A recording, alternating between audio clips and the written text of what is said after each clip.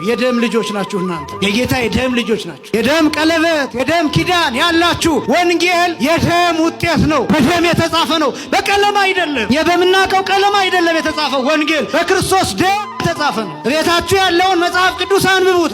በክርስቶስ ደም የረቀቀ የጸደቀ የተጻፈ ነው። አንተ በደም የተገኘ የተዋጀ። ውለታው ይግባችሁ፣ ክብራችሁ ይግባችሁ፣ ምንነታችሁ ይግባችሁ። በደም የመጣችሁ እንደሆናችሁ ተረዱ፣ ወቁ። የደም ልጆች ስለ ኃጢአት ይቅርታ የፈሰሰ የአዲስ ኪዳን ደም የተሰጣችሁ ናችሁ። የደም ልጆች ነን ከታላቁ መከራ። ከዚያስ የተሰጣችሁ ናችሁ። የደም ልጆች ነን ከታላቁ መከራ። ከዚያስ ልብሳቸውን አጥበው በበጉ ደም ያነጹ ናቸው።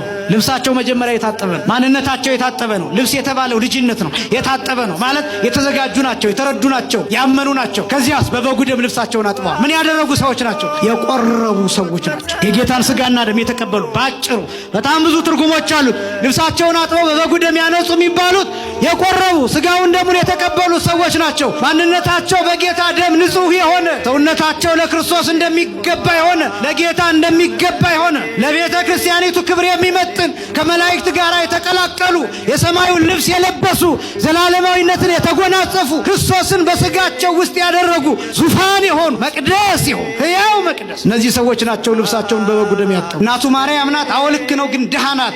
የድሃ ልጅ ደግሞ ንጉሥ መሲህ ሊሆን አይችልም ብለው ነው የሚያምኑት። ይህን መጽሐፍ በመካከላቸው አነበቡ። ይሄ መጽሐፍ ተጠቅሎ ታስሮ የተቀመጠ መሲህን የሚጠብቅ ነፃ አውጪ የሚጠብቅ ንጉሥ የሚጠብቅ ሮማውያንን የሚያሳድድ ኢየሩሳሌምን ከጠላት እጅ ፈልቅቆ የሚያወጣ ንጉሥን የሚጠብቅ መጽሐፍ ነው።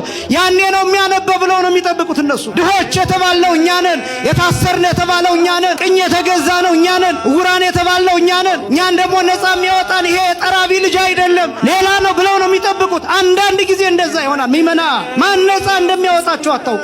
ማትጠብቋቸው ሰዎች ይጠቅሟቸዋል። ያላከበራችኋቸው ሰዎች፣ የረገጣችኋቸው ሰዎች፣ የናቃችኋቸው ሰዎች፣ ከህይወታችሁ ያስወጣችኋቸው ሰዎች፣ ረግጣችሁ የመጣችኋቸው ሰዎች ማን እንደሚጠብቃችሁ አታውቁ። ቡትቱ የለበሰው ሰው ሊሆን ይችላል በጸሎት የሚጠብቃችሁ። ከሊቃነ ጳጳሳቱ ይልቅ፣ ከኛ ከአገልጋዮቹ ይልቅ፣ ከካህናቱ ይልቅ፣ ከቀሳውስቱ ይልቅ፣ ባህታውያን ከምትሏቸው ይልቅ መንገድ ዳር የሚተኙት ላስቲክ ወጥረው የሚኖሩት እነሱ ሊሆኑ ይችላሉ በጸሎት የሚጠብቋቸው። ታቦት የሚጠብቁት እነሱ ሊሆኑ ይችላሉ። ቤተክርስቲያንን የሚጠብቋት፣ ትውልድ የሚጠብቁት እነሱ ሊሆኑ ይችላሉ። ሰው የተባለውን ሁሉ አክብሩ። ማን ነፃ እንደሚያወጣቸው አታውቁም። ነፃ ያወጣቸው ያሳደዷት የማርያም ልጅ ኢየሱስ ክርስቶስ ነው። ክብርና ምስጋና ለአምላካችን ይሁን።